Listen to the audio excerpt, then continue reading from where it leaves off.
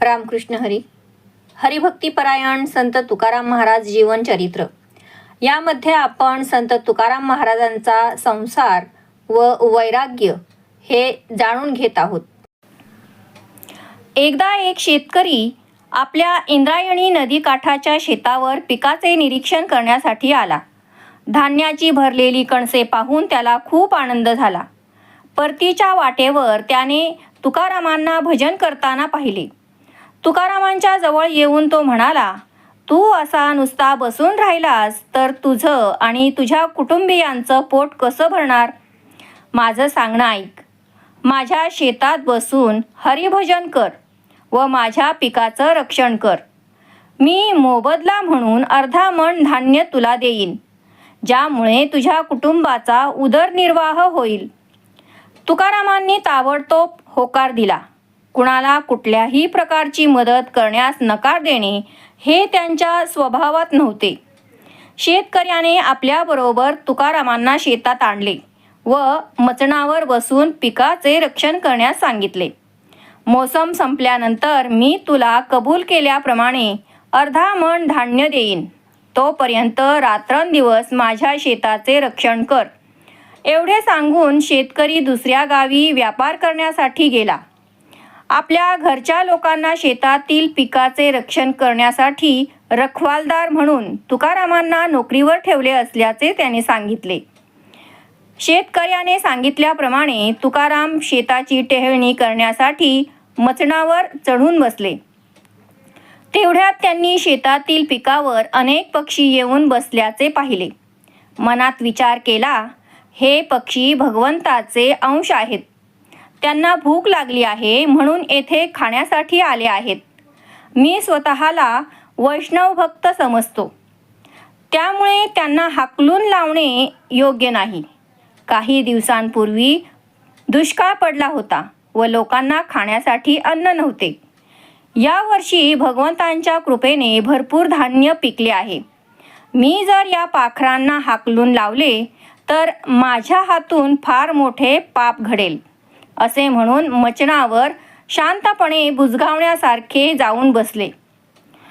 दुपारच्या प्रहरी पक्ष्यांना प्रेमाने गोड शब्दात म्हणाले, तुम्ही पोटभर दाणे खाल्ले असतील तर जेथे पाणी आहे तेथे जा. एवढे पक्ष्यांना सांगून परत मचणावर बसून जोराने हरिनामाचा गजर करू लागले. त्यांचा आवाज दूरवर गावातील लोकांपर्यंत पोहोचत होता. घरी तुकारामांची पत्नी त्यांची वाट पाहत होती. म्हणाली, अजूनपर्यंत घरी का आले नाहीत? बसले असतील कुठेतरी भजन करत. आता कुठल्या जंगलात ह्यांना शोधायला जाऊ? लाज लज्जा सोडून ध्येयहीन माणसासारखे गावात नाही तर जंगलात फिरत असतात. संसारावर पाणी ओतून टाकल्यातच जमा आहे. कुठे म्हणून यांना शोधू सांगा. आपल्या कन्येला जवळ बोलावून सांगितले, जा आणि शोधून आण तुझा तो वेडा बाप कुठे बसला असेल तेथून. मला भूक लागली आहे, पण ते जेवल्याशिवाय मी काही खाऊ शकत नाही. मोठी कन्या काशीबाई शोधत शोधत आवाज ऐकून तुकारामांजवळ आली व म्हणाली, घरी जेवायला चला. तुकाराम म्हणाले, मी येथे पिकाचे रक्षण करण्यासाठी बसलो आहे. शेतमालकांनी शेत राखण्यासाठी मोबदला म्हणून धान्य देण्याचे कबूल केले आहे. तू जा, आईला जाऊन सांग. काशीबाई पळत पळत घरी आली व काय घडले ते आईला सांगितले. आवलीने आपल्या पतीसाठी भोजन पाठविले व नंतर आपण अन्न ग्रहण केले. तुकाराम शेतात बसून भाकरी खात असताना त्यांनी मनात विचार केला, सकाळ संध्याकाळ घरी जाण्यासाठी जा ये करण्यापेक्षा इथेच राहावे. एकदा संध्याकाळ झाल्यावर पक्ष्यांना म्हणाले, चला आता सूर्यास्त होऊन अंधार पडत आहे. सकाळ झाली की त्वरित परत या. तुकारामांनी पक्ष्यांचे जवळून त्यांच्या सवयींचे निरीक्षण केले. त्यांनी विचार केला, पक्षी जेवढे हवे तेवढे इथेच खातात, घरी काही घेऊन जात नाहीत. पांडुरंगा, माझे हृदय या पक्ष्यांसारखे कधी होईल? हे कृष्णा, तुमच्याशिवाय आमची काळजी घेणारा दुसरा कोणी नाही. भगवंता, माझ्या हृदयातील अहंमन्यता नष्ट करा. मान प्रतिष्ठा यातून मुक्त करा. सोने आणि माती समान दृष्टीने पाहण्याचे ज्ञान द्या. माझ्या हृदयामध्ये आपल्या भक्तीशिवाय दुसरी कोणतीही इच्छा येऊ देऊ नका. निंदा व स्तुती समान दृष्टीने पाहण्याची दृष्टी द्या. आणि माझ्या मुखामध्ये आपले पवित्र नाम कायम राहावे ही भेट मला द्या. रात्रंदिवस अशा प्रकारे अंतःकरणपूर्वक पांडुरंगाचे स्मरण केल्यामुळे भगवंतांनीही तुकारामांच्या प्रेमळ हृदयाचा आश्रय घेतला. गावच्या चोहोदिशेकडून पक्षी दाणे खाण्यासाठी येत असत आणि पक्ष्यांना मनसोक्त दाणे खाताना पाहून तुकारामांना खूप आनंद होत असे. असा 1 महिना गेल्यानंतर शेतकरी मालक गावाहून परतल्यावर त्याने पाहिले की सर्व कणसे धान्य विरहित आहेत. पक्ष्यांनी त्यातील दाणे खाऊन नष्ट केले आहेत. सर्व शेतामध्ये पाहणी करताना त्याला समजले की पक्ष्यांनी सर्व पीक उद्ध्वस्त केले आहे. एकही दाणा शिल्लक ठेवला नाही. एवढे सर्व होत असताना त्याने पाहिले मचणावर बसून तुकाराम मात्र भगवंतांच्या भजनात आनंदाने मग्न आहे. मनामध्ये अनेक प्रकारचा विचार करत रागारागाने शेतकरी तुकारामांकडे येऊन म्हणाला, पहा, माझ्या पिकाची तू कशी नासधूस केली आहेस. तुझ्यावर पूर्ण विश्वास ठेवून मी तुला नोकरीवर ठेवून गावाला गेलो, पण पक्ष्यांना दाणे चारून माझ्या पिकाचे पूर्ण नुकसान केलेस.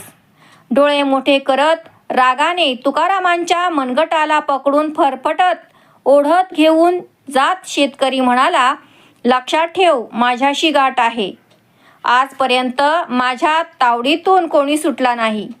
ओढत ओढत त्याने तुकारामांना गावचा पाटील व तलाठी यांच्यासमोर उभे करून छाती बडवत जोरजोराने रडू लागला.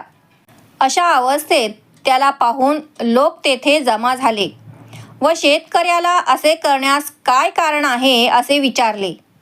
शेतकऱ्याने सर्व हकीकत कथन केली व म्हणाला की मी आता काय करू. त्यानंतर लोकांनी तुकारामांना विचारले.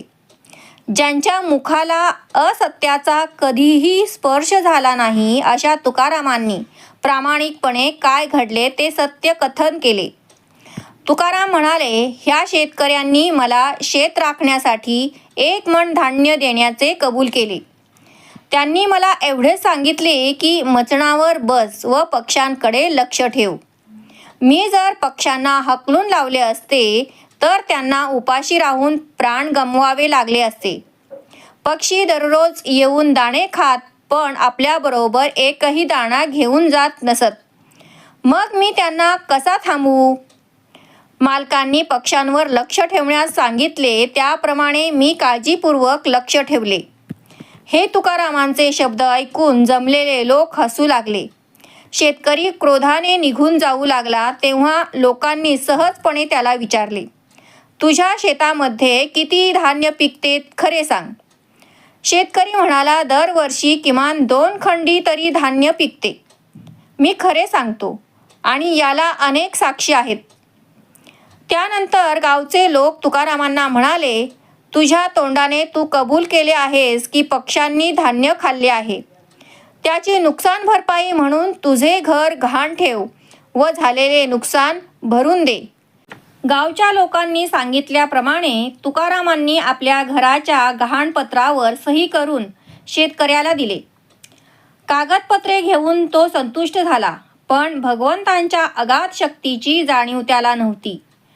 गावच्या लोकांच्या मध्यस्थीमुळे वाद मिटला. त्यानंतर गावच्या लोकांनी विचार केला, पाहू तरी पक्ष्यांनी किती नुकसान केले आहे. गावचे पाटील व काही लोक पिकाचे नुकसान पाहण्यासाठी आले. तेवढ्यात पांडुरंगाने आश्चर्य घडविले. धान्याची कणसे नेहमीपेक्षा 10 पटीने भरलेली दिसू लागली. लोक पक्ष्यांनी खाल्लेली रिकामी धान्याची कणसे शोधू लागले, पण एकही दाणा त्यांना रिकामा दिसला नाही. अशी अशक्यप्राय घटना पाहून सर्वांनी आश्चर्य व्यक्त केले. काही दिवसांनी मळणी करून धान्य मोजण्यात आले तर 17 खंडी धान्य पिकले होते. याचे सर्वांनाच आश्चर्य वाटले. आश्चर्याने लोक म्हणाले, एवढे धान्य कुणाच्याही शेतात गावामध्ये पिकले नाही. भगवंतांची शक्ती अपार आहे. याची प्रचिती अशा आश्चर्यकारकरित्या भगवंतांनी दिली. काही जण म्हणाले, मागे दुष्काळाच्या काळात तुकारामांच्या घरी धान्य टंचाईमुळे खूप दुःख होते. या दुःखातून मुक्त करण्यासाठी श्रीहरीच त्याच्या मदतीला आले. दुसरा म्हणाला, हे खरं नाही. खरे तर हे शेतकऱ्याच्या भाग्यात होते. नाहीतर कर्जबाजारी तुकारामांनी आयुष्यभर जरी कष्ट केले असते तरी नुकसान भरपाई भरून निघाली नसती. तिसरा म्हणाला, पक्ष्यांना मोकळेपणाने धान्य खाऊ दिले हा तुकारामांच्या मनाचा उदारपणा होता. त्याचा परिणाम म्हणून भरघोस धान्य पिकले. अनेक प्रकारे अनेक लोक भरघोस पिकाबद्दल तर्क करून आपले विचार मांडू लागले. भगवंतांची लीला अगाध आहे याबद्दल कुणाचेही दुमत नव्हते. गावच्या लोकांनी 2 खंडी धान्य त्या शेतकऱ्याला दिले व गहाण पत्र मागून तुकारामाला परत दिले आणि म्हणाले, हे सर्व धान्य तुझे आहे. घरी घेऊन जा व साठवण करून ठेव. तुझ्या हृदयामध्ये या संसाराबद्दलची उदासीनता पाहून श्री विठ्ठल तुझ्या सहाय्याला आले. गावचे लोक जरी असे म्हणाले तरी तुकारामांनी मात्र त्यांचे काही ऐकले नाही. त्यांच्या मनात चुकीची इच्छा कधीच आली नाही, कारण ते या संसाराबद्दल उदासीनच होते. अशा प्रकारे तुकारामांचे अंतःकरण शुद्ध होते. म्हणूनच भगवंतांनी त्यांच्यासाठी अनेक आश्चर्यकारक लीला केल्या. तुकाराम ते उरलेले धान्य घेण्यास तयार नव्हते. हे पाहून लोक विवंचनेत पडले व कुणाला काय करावे ते समजेना. त्याचवेळी गावातील एक प्रतिष्ठित व्यक्ती महादजी पंत पुढे येऊन म्हणाली, हे धान्य भगवंताच्या इच्छेमुळे पिकले आहे व त्याचा सर्वांच्या कल्याणासाठी उपयोग करण्यासाठी माझ्याकडे साठवून ठेवेन. तुकाराम ते धान्य न घेता कीर्तन करण्यासाठी मंदिरात निघून गेले. घरी पत्नीला जेव्हा ही वार्ता कळली तेव्हा तिला रडू कोसळले. ती म्हणाली, न मागता धान्य मिळाले पण ह्यांनी घेतले नाही. ज्याप्रमाणे प्रतिज्ञापत्रे ह्यांनी पाण्यात बुडविली त्याप्रमाणे आपल्या कुटुंबावरही पाणी सोडले आहे. लोक म्हणतात धान्य पिकले पण घरात मात्र उपासमारीच आहे. अशा प्रकारे पत्नी घरामध्ये आक्रोश करीत होती. तुकारामांचे हृदय मात्र प्रसन्न होते. आता एक विचार तुकारामांच्या मनात आला. भगवान पांडुरंगाचे हे पुरातन मंदिर मोडकळीस आले आहे. आपण जर ते पाडून नवीन मंदिर निर्माण केले तर हरिकथा व हरिकीर्तन करण्यासाठी सर्वांना सोयीस्कर होईल. फक्त विचार करूनच तुकाराम थांबले नाहीत, तर हातामध्ये कुदळ फावडं घेऊन प्रत्यक्ष मंदिराच्या कामाला कुणाच्याही मदतीची अपेक्षा न करता सुरुवात केली. मोडकळीस आलेल्या जुन्या भिंती त्यांनी पाडल्या. मातीमध्ये पाणी मिसळून विटाही तयार केल्या. पांडुरंगांनी तुकारामांची तळमळ व धडपड पाहिली व जाणले की एका व्यक्तीचे हे काम नाही. महादजी पंतांच्या स्वप्नात येऊन भगवंतांनी त्यांना सांगितले की जे धान्य घरामध्ये तू राखून ठेवले आहेस ते प्रामाणिकपणे मंदिर पूर्ण करण्यासाठी वापर. सकाळी उठल्यावर महादजी पंतांनी या स्वप्नाबद्दल गावच्या लोकांना कल्पना दिली. हा सर्व प्रकार काय आहे ते जाणण्यासाठी गावकरी विठ्ठल रुक्मिणी मंदिराकडे आले. मंदिराजवळ आल्यावर त्यांनी पाहिले की तुकाराम एकटेच मंदिर पुनर्बांधणीचे काम करत आहेत. सर्व गावकऱ्यांनी मदत करण्याचे ठरविले. त्यांनी मजूर व काही कुशल कारागीर मंदिर निर्माण कार्यासाठी लावले. मंदिरासाठी लागणारे विटा, लाकूड, माती आणि इतर साहित्यही खरेदी केले. हे सर्व करण्यासाठी महादजी पंतांनी आपल्याजवळ ठेवलेले धान्य खर्च केले व मंदिराची वास्तू उभी केली. मंदिराची इमारत बांधून झाली. त्यासाठी सर्व रक्कम खर्च झाली. आता तुकारामांना चिंता लागली उद्घाटन सोहळ्याची. आपल्या भक्ताची ही चिंता पाहून भगवंतांनी एक अद्भुत लीला केली. त्या रात्री महादजी पंतांच्या स्वप्नामध्ये येऊन भगवंतांनी सांगितले, तुम्ही गावच्या लोकांनी व पंचमंडळींनी सर्व बाजूंनी विचार न करता निर्णय घेऊन तुकारामांवर अन्याय केला आहे. ताबडतोब त्यांचे धान्य त्यांना व्याजासहित परत करा. त्यातच तुम्हा सर्वांचे कल्याण आहे. महाजी पंतांनी आपल्याला पडलेल्या स्वप्नाचा वृत्तांत सर्व पंच मंडळींना व गावकऱ्यांना दिला. सर्वांनी विचार करून निष्कर्ष काढला की तुकारामांवर अन्याय झाला आहे. गावच्या लोकांनी शेतकऱ्याला बोलावून सांगितले, तू तुझ्या वाट्याचे सर्व धान्य घेतलेस, पण तुकारामांच्या वाट्याचे अर्धा मण धान्य त्याला दिले नाही. त्या शेतकऱ्यानेही आपल्याला पण हेच स्वप्न पडल्याचे सांगितले.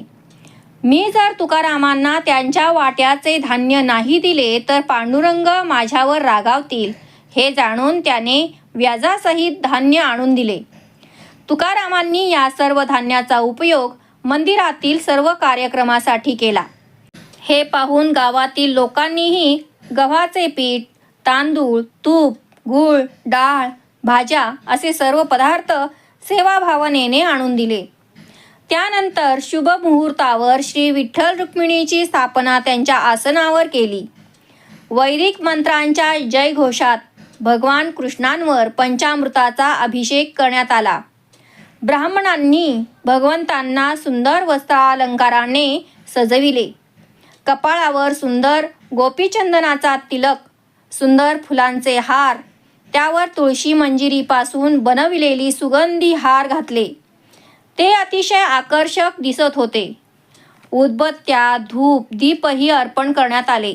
सर्व भक्त अशा आनंदमयी वातावरणात दर्शन घेऊन भगवंतांना दंडवत प्रणाम करीत होते. तुकाराम भगवत प्रेमाने भावविवश होऊन मंदिराच्या प्रांगणात आनंदाने नृत्य करीत होते. या सोहळ्यात व्यक्त केलेले भगवत प्रेम व आनंदाविषयी लिहिण्यास शब्द अपुरे पडतात. सर्व कार्यक्रम आनंदाने साजरा केल्यानंतर सर्वांनी विठ्ठल रुक्मिणींना प्रदक्षिणा घातल्या. त्यानंतर ब्राह्मणांसहित सर्वांनी महाप्रसाद ग्रहण केला. या मंदिर पुनर्बांधणी व उद्घाटनाचा सोहळा संपन्न झाल्याने तुकारामांना खूप आनंद झाला. त्यानंतर दररोज भगवंतांची सेवा, हरिकथा, हरिकीर्तन करण्यासाठी तुकाराम मंदिरात येत असत. तुकाराम एकादशीच्या दिवशी उपवास करून रात्रभर जागून वैष्णवांच्या संगतीत हरिकथा, हरिकीर्तन करू लागले. द्वादशीच्या दिवशी उपवास सोडून यथाशक्ती ब्राह्मणांना दान देऊ लागले. वैष्णव भक्तांच्या बरोबर ध्वज, मृदुंग, टाळ, वीणेच्या गजरात गावातून हरिनाम संकीर्तन फेरीत भक्तिभावाने गाऊ लागले. यानंतर तुकाराम शास्त्र व संतांची वचने यांचा अभ्यास करू लागले. याआधी त्यांनी असा अभ्यास केला नव्हता, पण आता मात्र शास्त्र व वैष्णवांची वचने याबद्दल त्यांच्या हृदयात प्रेम उत्पन्न झाले. रामायण, महाभारत, श्रीमद भागवतम अशा ग्रंथांचा त्यांनी अभ्यास केला. भागवतामधील हरिभक्ती व हरिभक्तांच्या कथा नीटपणे समजून घेण्यासाठी कष्ट केले. अहोरात्र ग्रंथांची पारायणे केली. अनेक जण वेद, पुराणे वाचतात, ऐकतात, पण त्याचा शुद्ध अंतःकरणाने अभ्यास करून त्याचा मतितार्थ समजून घेण्याचा प्रयत्न करीत नाहीत. त्यामुळे त्यांचे मन या भीतिदायक भौतिक जगातच अडकून राहते. हृदय शुद्ध नसेल तर आपण भगवंतांसमोर एकांतवासात बसलो तरी मन वासनेच्या आहारी गेल्याने निरनिराळ्या इंद्रिय तृप्तीच्या इच्छांमध्ये राहून भटकत राहते. पण तुकारामांच्या बाबतीत असे नव्हते. त्यांनी आपले अंतःकरण हरिनामाच्या साधनेने शुद्ध केले आणि मग देहुगावच्या जवळील भंडारा डोंगरावर एकांतवासात बसून शास्त्रांचा अर्थ शोधू लागले. तुकारामांना भंडारा डोंगरावर एकांतवासात जाऊन बसण्याची जणू सवयच लागली.